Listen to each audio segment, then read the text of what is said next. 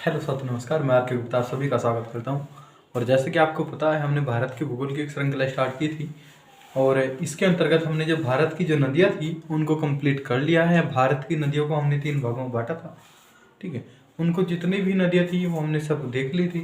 उसके बाद जो आज का हमारा टॉपिक होगा वो होगा हमारे पास मल्टीपर्पज़ जो हमारे पास प्रोजेक्ट होते हैं, यानी कि जो बहुउद्देशीय परियोजनाएं होती है,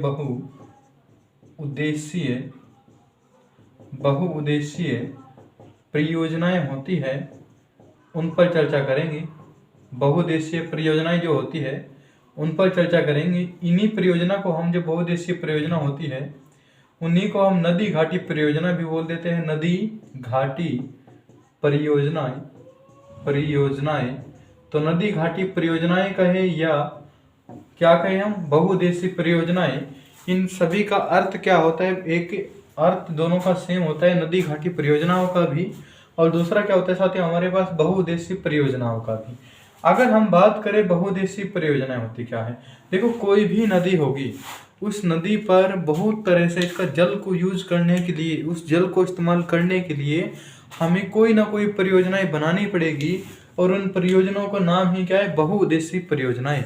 बहुउद्देशीय परियोजनाएं, जैसा कि आपको इसके नाम से ही पता चल रहा होगा, मल्टीपर्पज, यानी किसी एक उद्देश्य के लिए नहीं, बहुत से उद्देश्य, बहुत से कारणों के कारण इन्हें हम बना देते हैं। तो जो बहुउद्देशीय परियोजनाएं होती है, ये बहुत उद्देश्य, यानी कि बहुत ज्यादा जब उद्देश्य हो जाते हैं, बहुत उद्देश्यों के लिए बनाई जाती हैं। बहुत उद्देश्य इन द सेंस कैसे होगा बहुत उद्देश्य है? जैसे हम बात करें, कोई नदी किसी क्षेत्र में फ्लडिंग कर रही है, कोई नदी किसी क्षेत्र में फ्लडिंग यानी कि बाढ़ लेके आ रही है, तो उस बाढ़ को नियंत्रण करने के लिए, उस बाढ़ पर काबू पाने के लिए हमें कुछ ना कुछ करना पड़ेगा। तो वहां पे एक हम क्या करेंगे, डैम बना देंगे, एक पुल बना देंगे, जिससे होकर क्या होगा, इस नदी का पानी हम रोक देंगे। भाई इधर से मान के चलो, ये क्या है, बहुत तेजी से नदी आ रही है, ये हमारे पास क्या है, नदी आ रही है, और ये किसी क्षेत्र में बहुत ज्यादा मात्रा में पानी लेकर आएगी, बाढ़ लेके आएगी।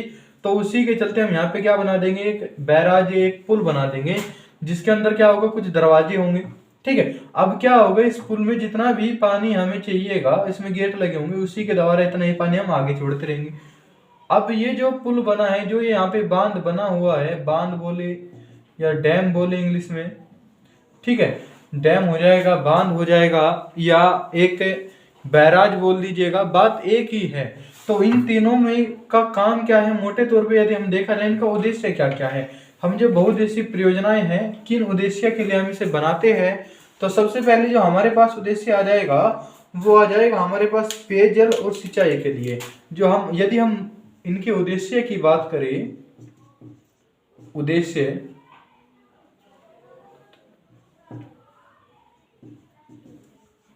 हिंदी एक बार चेक कर लेना है, ठीक है, हिंदी की मात्रा कहीं जगह मिस्टेक हो जाएगी, तो अपने हिसाब से लिखते रहने से। तो जो उद्देश्य होगा किनका, बहुउद्देशीय परियोजनाओं का, किन उद्देश्य से हम इनका निर्माण करते हैं, तो सबसे पहले कुछ पॉइंट बना के लिख लीजिएगा।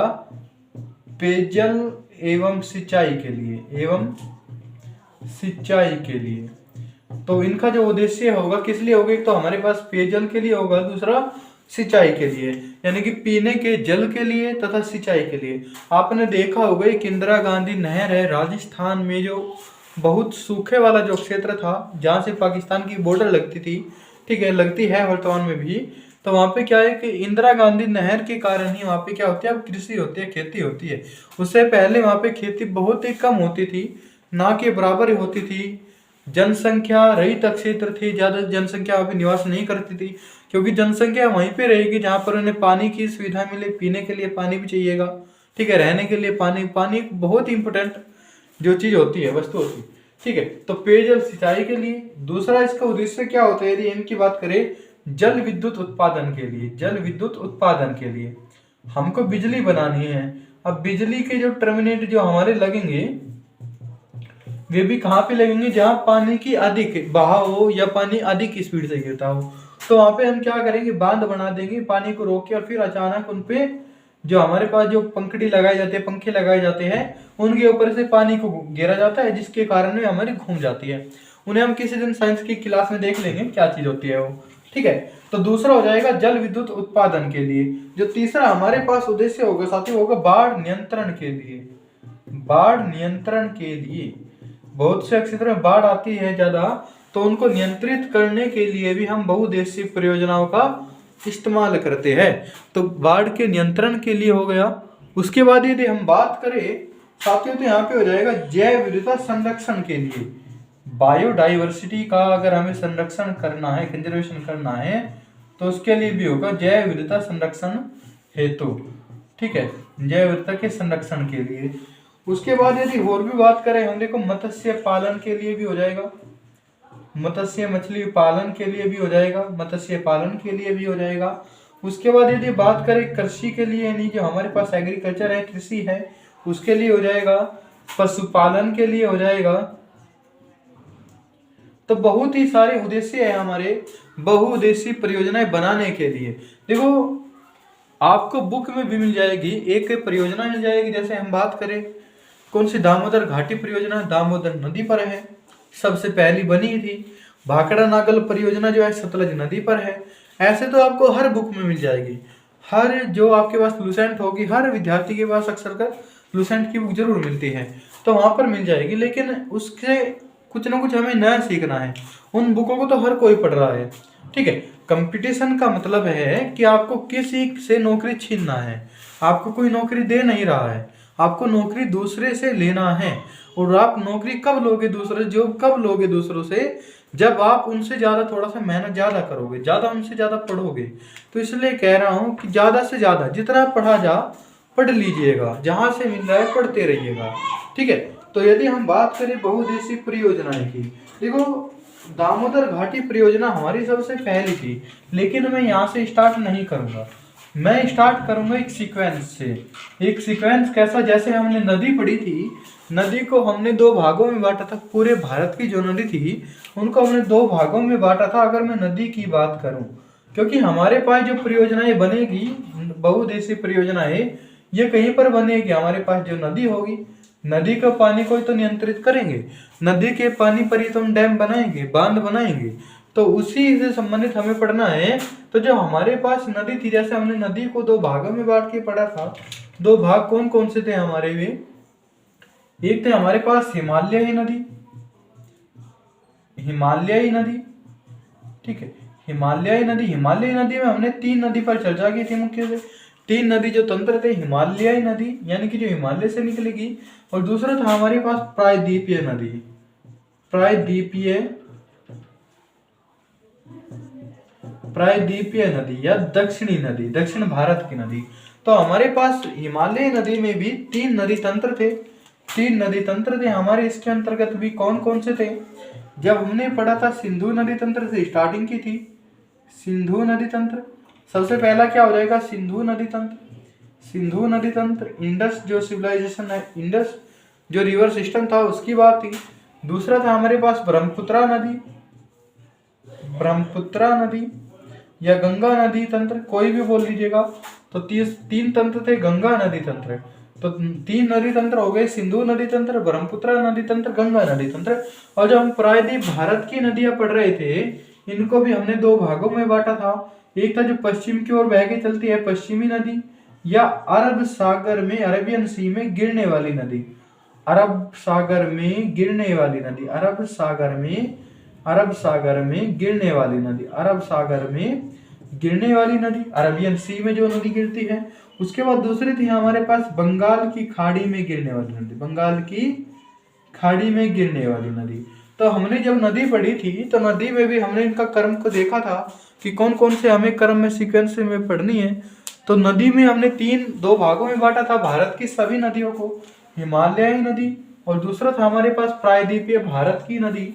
हिमालयी नदी में हमने तीन रिवर सिस्टम को देखा था, सिंधु नदी तंत्र, ब्रह्मपुत्रा नदी तंत्र व गंगा नदी तंत्र। जबकि प्रायद्वीप भारत में हमने जो देखा था अरबियन सी वाली नदी, यानी कि अरब सागर में गिरने वाली नदी। जैसे हमने देखी थी महानदी हो गई, ये सॉरी यहाँ पे नर्मदा हो गई, ताप्ती हो गई, श्रावती हो गई, साबरमती हो गई, माही हो गई, बहुत सारी और भी छोटी बड़ी नदियां थी, जैसे गोवा की नदी थी, मांडवी ज्वारी थी। उसके बाद बंगाल की खाड़ी में गिरने वाली नदी जैसे महानदी, गोदावरी, ठीक है, और भी यहाँ पे कृष्णा थी, कावेरी थी, पेन्नार थी, बहुत इत्यादि हमने नदी कंप्लीट कर ली थी। अब पढ़ना भी इसी सीक्वेंस में है। सबसे पहले हम देखेंगे जो सिंधु नदी तंत्र की जितने भी बहुउद्देशीय परियोजनाएं हैं, कितने क्या क्या इनकी इंपोर्टेंस है। जिसकी जितनी इंपोर्टेंस ज्यादा होगी मैं उसी के अकॉर्डिंग आपको लिखाता चलूंगा, पढ़ाता चलूंगा। बेस्ट चलते आपको एक काम जरूर करना है, अपनी एक कोई ना कोई बारीक से एक मोटी सी कॉपी जरूर बनानी है। जब भी आप वीडियो को देखोगे आपको बहुत ज्यादा बेनिफिट इससे मिलेगा। ठीक है, तो हेडिंग डाल लीजिएगा सिंधु नदी तंत्र की जो बहुउद्देशीय परियोजनाएं हैं उनको लिखेंगे। तो सबसे पहले हेडिंग डाल लीजिएगा सिंधु नदी तंत्र की बहुउद्देशीय परियोजनाएं। सिंधु नदी तंत्र की बहुउद्देशीय परियोजनाएं मल्टीपर्पज जो है हमारे पास इंडस वैली जो नदी थी, ये इंडस नदी, उसकी बात करेंगे। तो सबसे पहले देखो, अगर हम बात करें सिंधु नदी की, सिंधु नदी भारत के कितने राज्यों से होकर बहकर चलती है ये हमने पहले भी चर्चा कर ली है। एक और फिर 20 का रफली से एक मैप बना लेते हैं। ये हो गया हमारे गुजरात का पोर्शन, इसी के ऊपर यहाँ पे राजस्थान हो जाएगा, राजस्थान के ऊपर यहाँ पे ये पंजाब वाला, और ये बना दो जम्मू कश्मीर। ये हटा दो यहाँ से, कोई बहुउद्देशीय परियोजना है ये थोड़ा सा। एक काम करते हैं जम्मू कश्मीर ही बना लेते हैं, केवल जम्मू कश्मीर हिमाचल का पोर्शन ही हमारे काम का यही है।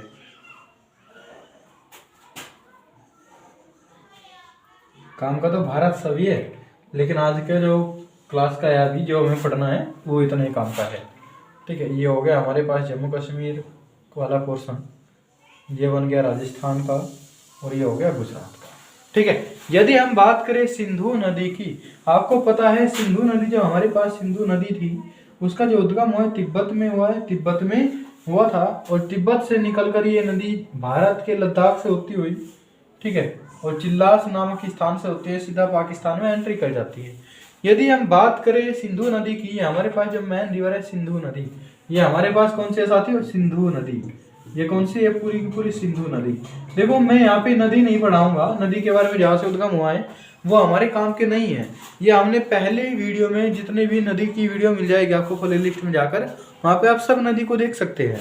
वहाँ पे नदी के बारे में जितनी भी इम्पोर्टेंस थी वो सब लिखवा दी गई थी। तो आज की क्लास में हमारा केवल बहुउद्देशीय परियोजनाओं से संबंधित है, और बहुउद्देशीय परियोजना में लगभग आपकी 2 वीडियो जरूर मिलेगी। ठीक है, एक वीडियो में कंप्लीट नहीं हो पाएगा। ठीक है, तो यदि हम बात करें सबसे पहले सिंधु नदी की, सिंधु नदी में हमारे कोई भी मल्टीपर्पज जो प्रोजेक्ट है कोई भी नहीं बनाया गया। तो सिंधु नदी में कोई हमें बहुउद्देशीय परियोजना नहीं देखनी है, लेकिन सिंधु नदी की जो सहायक नदी है, सिंधु नदी की जो सहायक नदी है वहां पर हमारे पास बहुत सारी क्या मिल जाएगी, हमारे पास जो बहुउद्देशीय परियोजनाएं हैं वो देखने को मिलेगी। सबसे पहले सहायक नदी कौन कौन सी थी, झेलम नदी, झेलम, चिनाब, रावी, व्यास, सतलज, व्यास, सतलज। ठीक है, इनमें से जो व्यास सतलज है यहाँ पे जो हमारी परियोजना हम पढ़ेंगे वो काफी इंपोर्टेंट है। लगभग यहाँ से हर बार कोई ना कोई एग्जाम में आपको क्वेश्चन देखने को जरूर मिलते हैं। अभी बात करते हैं हम झेलम नदी की। साथ ही झेलम नदी निकलती कहाँ से है, ये निकलती है जम्मू कश्मीर में। झेलम नदी कहाँ से निकलती है, जम्मू कश्मीर में शेषनाग झील से, जम्मू कश्मीर में शेषनाग झील से निकलती है। और ये जम्मू कश्मीर में श्रीनगर से होते हुए सीधे कहाँ पे चले जाते हैं, जुंग नामक स्थान पर, जुंग नामक स्थान पर एक नदी आएगी, अभी हम पढ़ेंगे इसे, चिनाब नदी, उसमें जाकर मिल जाएगी जुंग नामक स्थान पर। अब इसे यहीं पे रोक देते हैं। ये कौन सी नदी है हमारे पास साथियों, झेलम नदी। और झेलम नदी किस नगर से के पास से गुजरती है, श्रीनगर के। ठीक है, श्रीनगर नगर के पास निकलती है। और इसी के रास्ते में एक हमारे पास झील है, झील का नाम है वूलर झील है, वूलर झील है। वूलर झील भारत की सबसे बड़ी ताजे या मीठे पानी की झील है, और इसी के नाम पर साथ यहाँ पर एक परियोजना बनाई गई थी, इस पर वूलर परियोजना, वूलर बैराज परियोजना। मैं यहाँ पे लिख देता हूँ। तो सबसे पहले हमारी जो नदी आएगी सिंधु नदी तंत्र में, नदी का नाम साथियों क्या है हमारे पास, झेलम नदी, झेलम नदी। कौन सी नदी है, झेलम नदी। और झेलम नदी पर जो परियोजनाएं हैं, परियोजना कौन सी है, यदि परियोजना की हम बात करें सबसे पहले आएगी हमारे पास कौन सी आएगी, ये वूलर बैराज परियोजना, वूलर बैराज परियोजना, वूलर बैराज परियोजना, वूलर बैराज परियोजना। और वूलर बैराज परियोजना का दूसरा नाम क्या है साथियों, यदि हम दूसरा नाम की बात करें जो फेमस है, तुलबुल परियोजना, तुलबुल परियोजना, तुलबुल परियोजना। तुलबुल जो परियोजना है बूलर नदी के पास ही बनाई गई है, बूलर झील के पास बनाई गई है झेलम नदी पर। इसी कारण इसी का दूसरा नाम क्या है साथियों, वूलर बैराज परियोजना या तुलबुल परियोजना। तुलबुल परियोजना ये है कहाँ पर, आपके जम्मू कश्मीर में है। कहाँ पर है, जम्मू कश्मीर में है। कौन सी, तुलबुल परियोजना। और इसमें साथियों इतना खास इंपोर्टेंस नहीं है, लेकिन इसमें क्या है, भारत के और पाकिस्तान के बीच विवाद है। किसके बीच मध्य, भारत और पाकिस्तान के मध्य क्या है, विवाद है।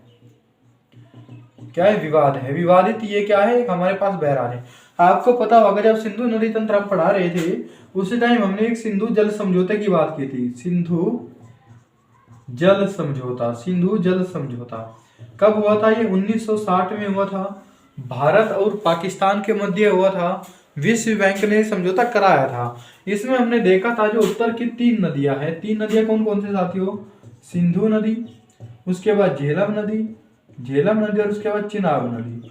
सिंधु, झेलम, चिनाब, इन तीनों नदियों का, सिंधु का, झेलम का और चिनाब का, इन तीनों नदियों का 80% पानी पाकिस्तान इस्तेमाल करेगा, पाकिस्तान यूज करेगा, और 20% जो पानियों को भारत इस्तेमाल करेगा।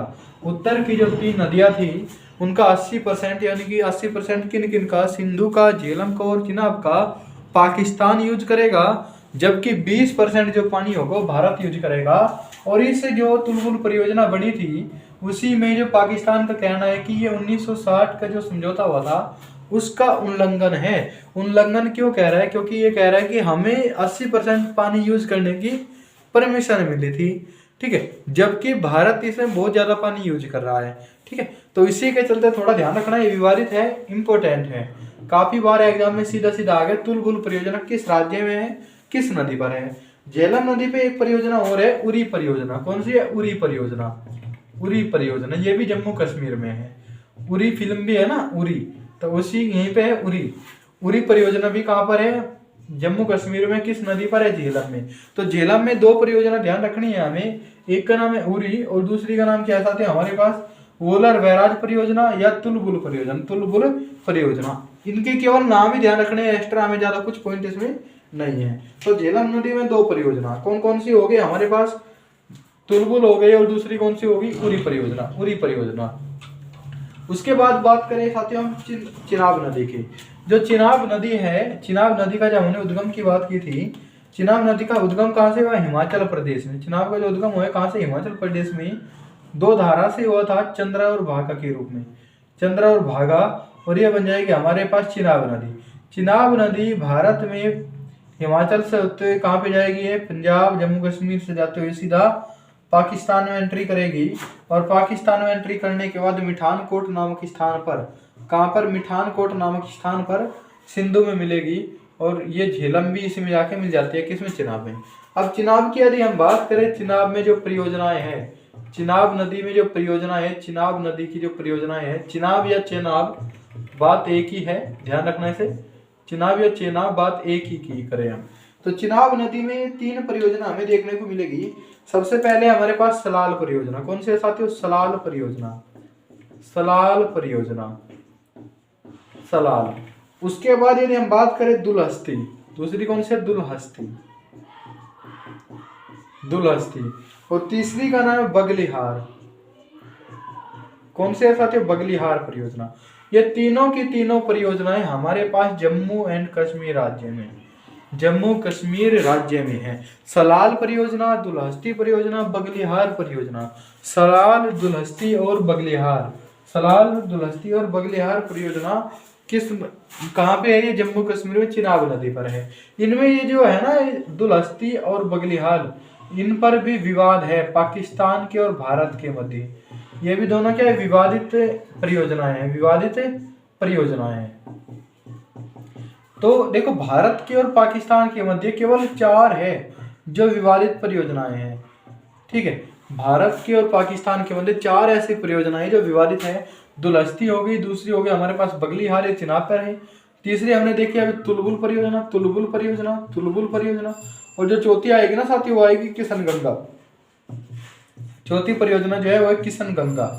और किशन गंगा जो परियोजना है ये किशन गंगा नदी पर, लिख लेना यहाँ पर, किशन गंगा नदी पर है। और किशन गंगा क्या है, ये तुम्हारी ये झेलम नदी की सहायक नदी है। यदि हम किशन गंगा की बात करें, यदि हम किशन गंगा की बात करें, किशन गंगा जो है वो आपकी झेलम नदी की ही सहायक नदी है।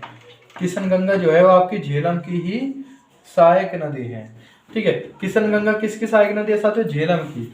तो किशन गंगा जो परियोजना है वो भी आपके जम्मू कश्मीर में है और पाकिस्तान के और भारत के मध्य विवादित है, जिस कारण से ये काफी चर्चा में रहती है। तो हमारे पास 4 ऐसी परियोजनाएं हैं जो भारत के और किसके मध्य, पाकिस्तान के मध्य क्या होती है? विवादित परियोजनाएं हैं। कौन कौन सी है? दुलस्ती है, बगलीहार है, उसके बाद तिरबुल झेलम पे थी, और चौथी कौन सी है हमारे पास जो है ये कौन सी? किशन गंगा परियोजना। तो ये चारों की चारों क्या है? विवादित परियोजना है।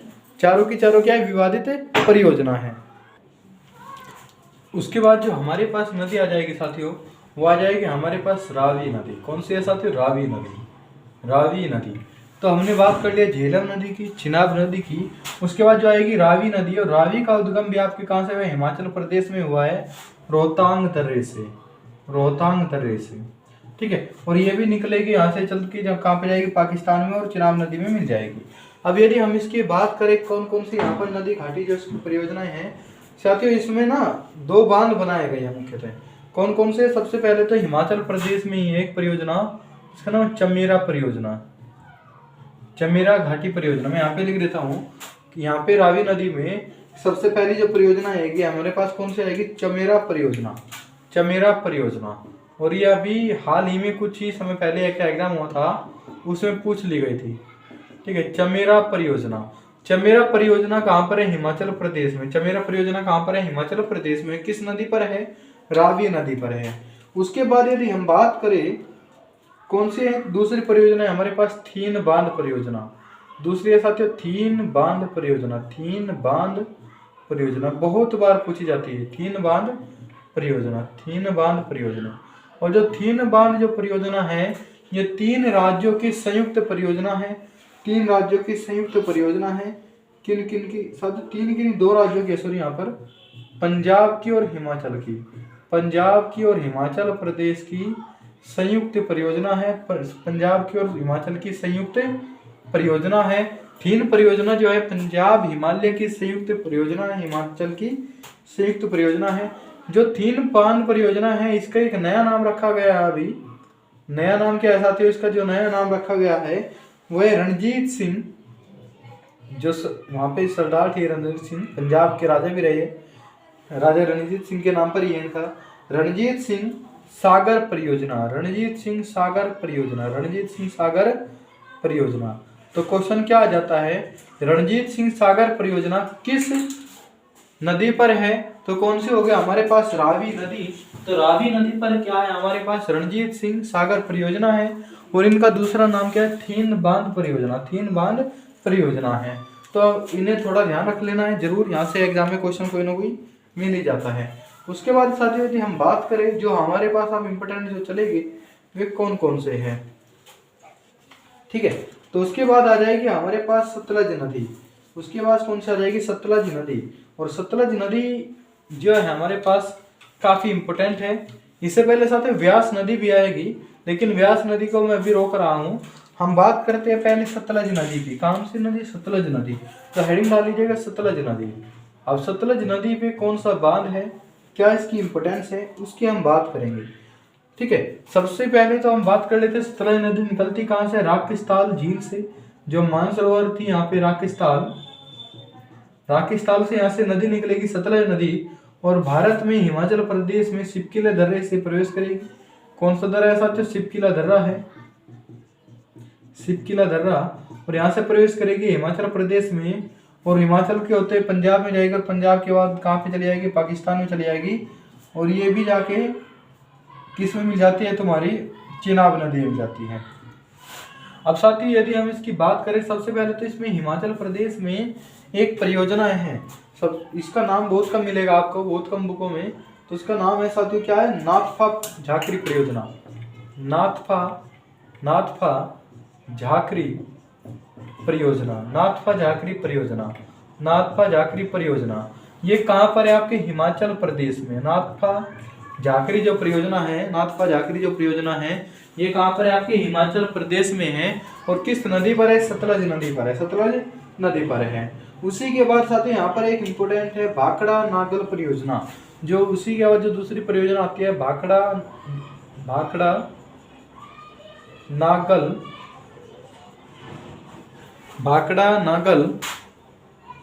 परियोजना, भाखड़ा नागल परियोजना।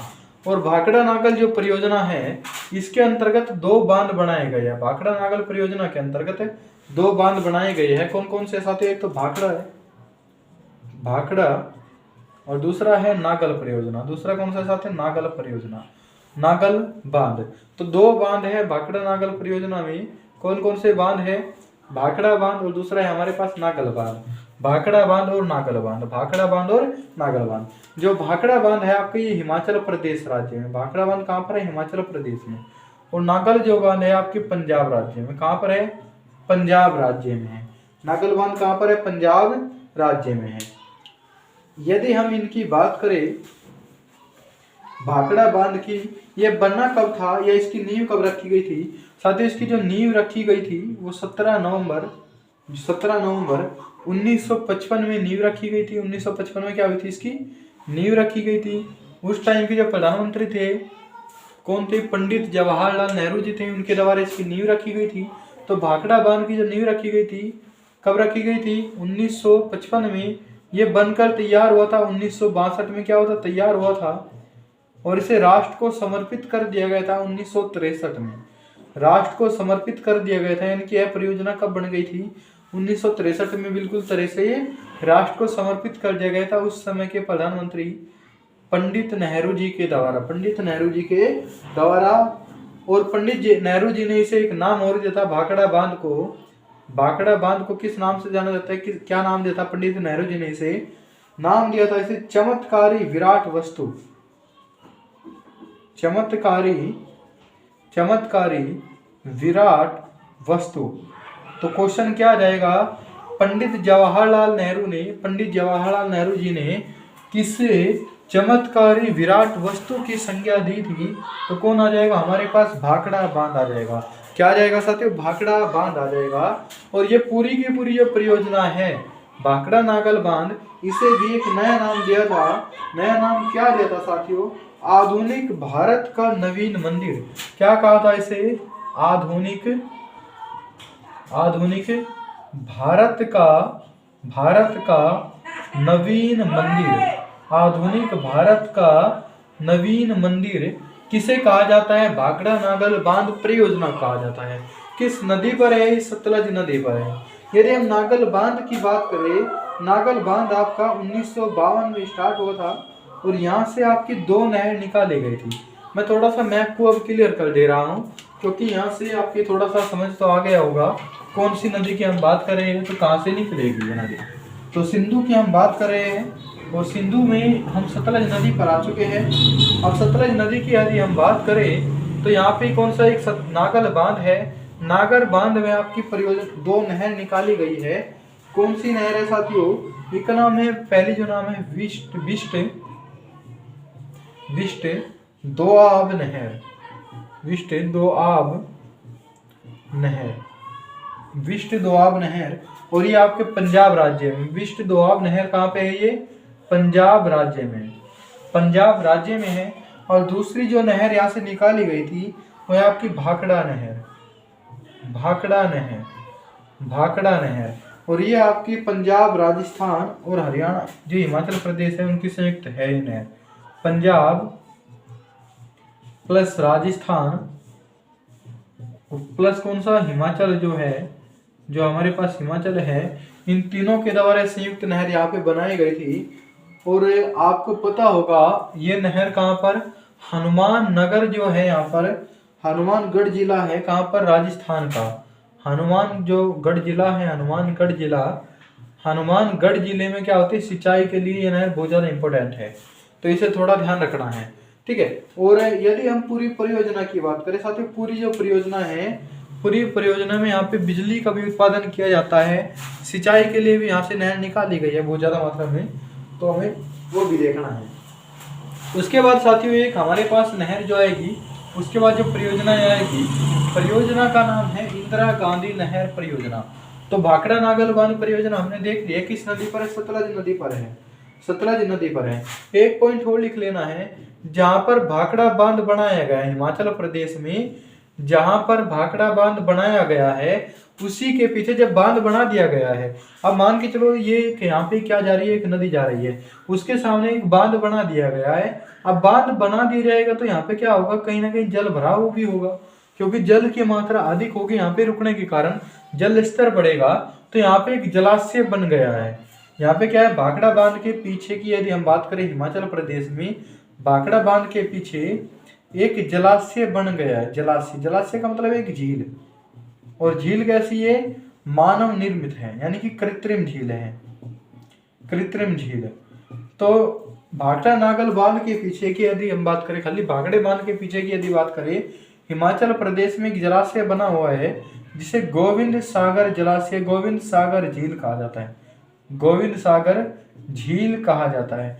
तो गोविंद जो सागर झील है आपके किस राज्य में, हिमाचल प्रदेश में है। कहाँ पर है, हिमाचल प्रदेश में है साथियों। और किस नदी के किनारे पर है, तो सतलज नदी आ जाएगी। किस बांध के पीछे बनी है, तो भाखड़ा नागल जो बांध है, भाखड़ा जो बांध है स्पेशली इसके पीछे आ जाएगी। और आपको पता होगा जो भाखड़ा बांध है, ये भाखड़ा बांध भारत का क्या पूरे एशिया विश्व का भी सबसे ऊंचा, भारत का या विश्व का, भारत विश्व ही लिख लो तो अच्छा रहेगा, विश्व का सबसे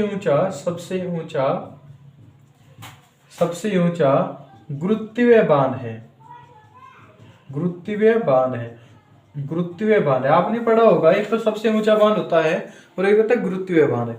सबसे ऊंचा बांध भारत का जो आएगा वो टिहरी बांध आएगा, गंगा नदी सिस्टम जब हम पढ़ेंगे तो वहां पे आएगा, लेकिन हम कह रहे हैं भाखड़ा बांध सबसे ऊंचा गुरुत्वीय बांध है, यानी कि गुरुत्वाकर्षण बल जहां तक हमारा काम कर रहा है इसके विपरीत दिशा में होता है। गुरुत्वाकर्षण बल जो होता है पृथ्वी के नजदीक आने पर बढ़ता है, तो उसी फ्लो में क्या है, सबसे ऊंचा गुरुत्वीय बांध है।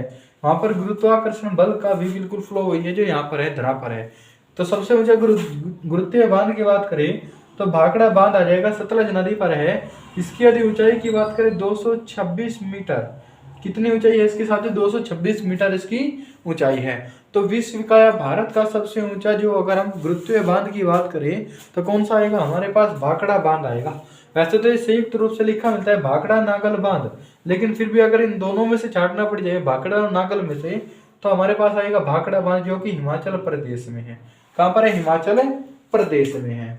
ठीक है, नेक्स्ट यदि हम बात करें साथियों, यहाँ पर जो इम्पोर्टेंट नदी आ जाएगी, जो परियोजनाएं हैं, परियोजना का नाम है इंदिरा गांधी नहर परियोजना। इंदिरा गांधी नहर परियोजना कौन सी परियोजना है साथियों, इंदिरा गांधी नहर परियोजना। इंदिरा गांधी नहर परियोजना को पढ़ने से पहले एक बार दोबारा से नदियों को देख लेते हैं। हमने अभी एक नदी की बात की है, हमारे पास सतलज नदी है। कौन सी नदी है, सतलज नदी, जो कि सिंधु नदी तंत्र का ही हिस्सा है, सिंधु नदी तंत्र का हिस्सा है। कौन सी नदी है साथियों, सतलज नदी। कौन सी है, सतलज नदी। यह आपके तिब्बत से आ रही है और भारत के कहाँ से, हिमाचल प्रदेश, ये भारत का हिमाचल प्रदेश हो गया। और हिमाचल प्रदेश में यहाँ पे एक कुंड है, व्यास कुंड।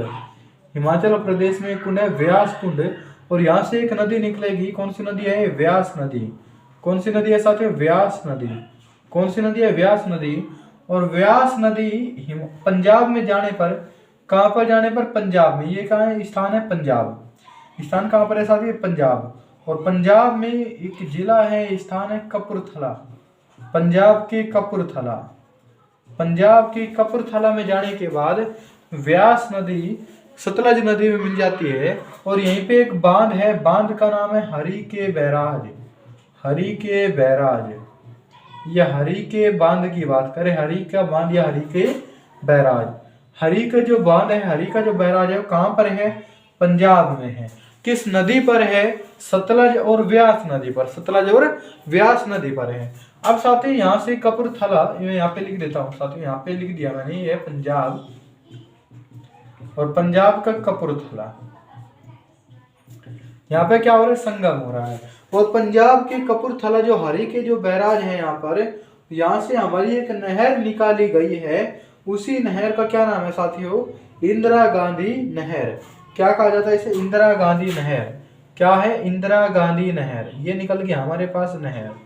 कौन सी है ये? इंदिरा गांधी नहर। ये हो गई हमारे पास पूरी की पूरी ये इंदिरा गांधी नहर।